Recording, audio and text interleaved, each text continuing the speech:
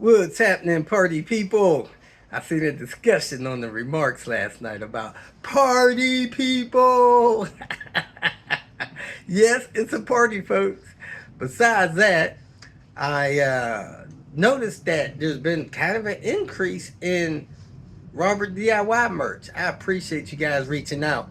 I had a talk with one of my buddies, and he suggested that I get a hold of some very good quality t-shirts and put the merch logos and stuff on that. So, man, I don't know. Some of these t-shirts, $35, $40 just for the material, let alone the application of the merch info. But hey, let me know if you guys think that's something that people would want. Maybe we'll add two options: the inexpensive version and then the high quality, great feeling laying t-shirt versions that, hey, people could wear for years on end. So let me know what you think about that. Another thing I want to let you guys know is I appreciate when somebody orders something and I'm usually on the road, sometimes don't have it with me, and there's a delay in getting it shipped out, and you contact me.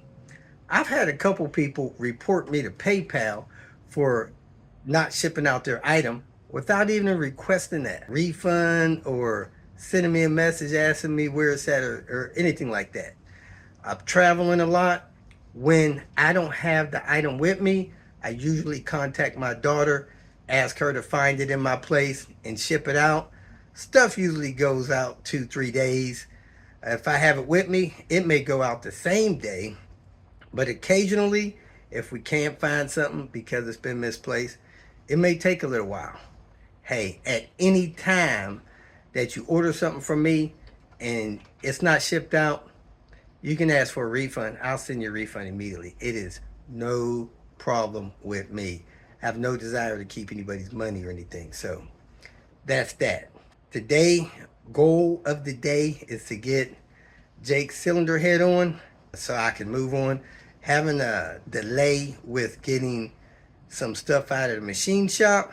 Mainly right now, I'm waiting for his Japanifold. He wants to put a Japanifold on there. There was a couple bolts broke off in it.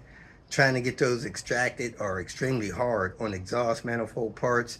So hopefully I'll get that this morning, get his head back on, and then move on with taking care of Sebastian. So that's what we got going on. I appreciate you all watching. I hope you're having a great day, and we'll have a great week. Welcome to Hanging Out with Robert, that's me. This video contains things that I encounter throughout the day. If for some reason I complete a task and you would like to see the details, you could click on the link in the description area below. This video also contains tips and tricks that I learned throughout the years. I plan on leaving this video accessible for about 30 days. After that, you can view it through my Patreon account. Thank you very much for watching. Next up on today's plan, mail and packages. Get lots of mail and packages when I'm out of town. Looks like I have a launch OBD2 scanner to evaluate and use. Supposed to be one of the better models. Let me check it out real quick. Has a nice little case. Let's crack it open. Yes, sir. I would say that thing looks a little advanced. Look like we might have a winner here, folks. Guess it got to be plugged into the car to get its power. So I'll be hooking that up soon and trying that thing out. Seeing what kind of codes we could get out of some of these Volvo. Oh, there it goes. It's powering up off the battery. Yeah, buddy. Rolling like a big shot. I got another launch scanner that does ABS codes and some of the other service things. This one may be even better than that one.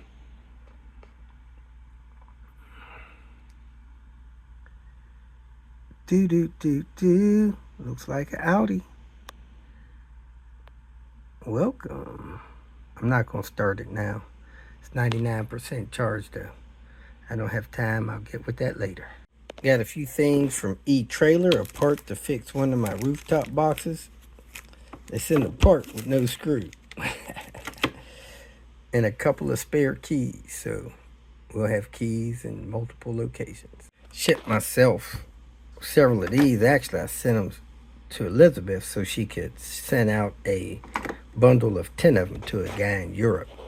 These are the corners for the 850s, US style, dual element bulbs. I sell them on my website when I have them. I got a package of packages.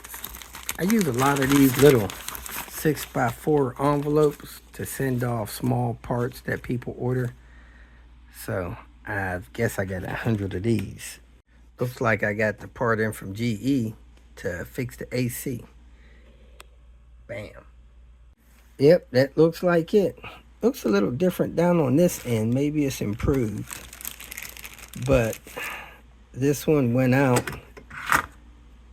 I got to swap this one in here and put that AC back together so it could work right. Right now, I have a reset button to power it on and it won't cycle and it'll ice up.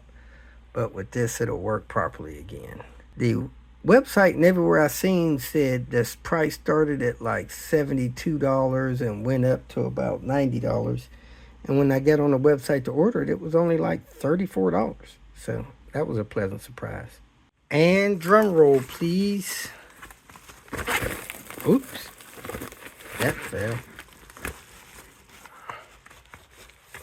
This thing is supposed to be a mosquito lamp. Stop me from getting eaten up by mosquitoes as I work on cars and stuff. I'm gonna go ahead and take this with me right now. Charge it up and see how it works. Yep. Supposed to do like a 40-foot radius or something like that. Didn't see no real good reviews on it. All the reviews seem fake with a standard script that they used. But I'll find out if it really works. Let you guys know. Here we are, people. Tired of hitting the breaker on this window air unit. And I ordered the part online. Everywhere online that I seen it was priced from like $72 up to about $95. I went on GE's website, $34 or something like that, and $7 shipping.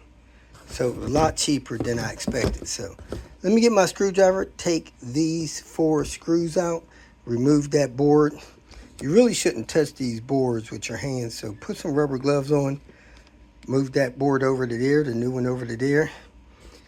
Unplug your unit, plug that board in there, and start putting it back together. Looks like some changes have been made to the board, but all the buttons and lights are still in the same place, so I'm sure there'll be no problem functioning.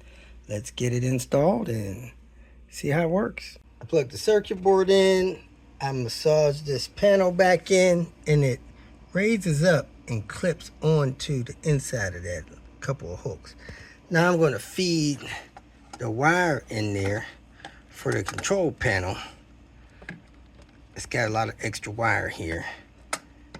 And then I'm going to snap the control panel on here like that. Feet goes in there.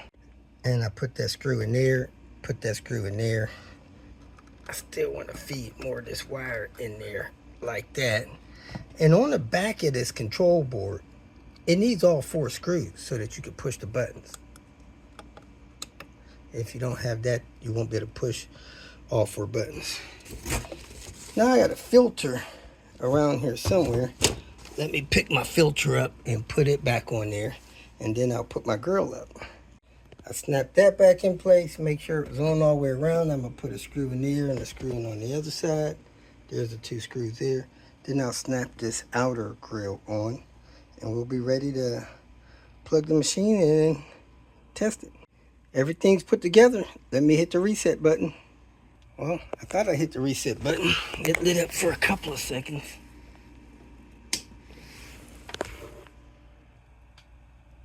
Let me hit the reset button again. I should have just hit the power. There it is. We should be good to go. Let me hit power. Woohoo! We are rolling again, folks. Rolling again. For some reason, I don't see a power light, but I'm not going to let that bother me. I got the fan set on auto and the unit set on cool. I don't have energy saver set, but we're gonna let that run a little while. I'll report back to you guys in the description area if I have any more issues. I'm gonna put the date there, and I will put other pertinent information there. At the end of the day, there's something in the control board that is stopping the unit from working. And to get it to work with the power on feature, I hot wired the red, white, and yellow to each other to get the unit to work until I got my control board in. Now, if I had it to do over again, there's something in the circuit system that's stopping this from functioning. What I would do is cut these wires one at a time and plug the unit back in and test it until it started working again. And then I would hook the other wires back up. So say there's something going on in the circuit with the gray wire, I would cut that wire, and if the unit started working, I would leave that wire cut. But that was hindsight. And then just hook the other wires back up. So if you got any questions, go ahead and ask. Again, the description area will have any updates. That's it for today. Hopefully that launch OBD2 tool will serve us well as we reach out and help others. I hope it reaches these deeply embedded codes in these Volvos. Yesterday we used it on a Subaru. It did fantastic. Subaru has some kind of glitch where it gives you some kind of brake warning, and that thing reached in there, grabbed out the specific code, the specific problem, and that car is on its way to being repaired without throwing parts at it. That's the goal. Somebody tell me what's wrong so I can fix it. So that's what these code readers are supposed to do. So other than that, got the AC working, and I'm gonna get to work right now after I do my walk. So it got cool in Chicago yesterday afternoon after the rain, but it's supposed to be hot again today. So you all be safe. Thanks for watching. Have a great weekend.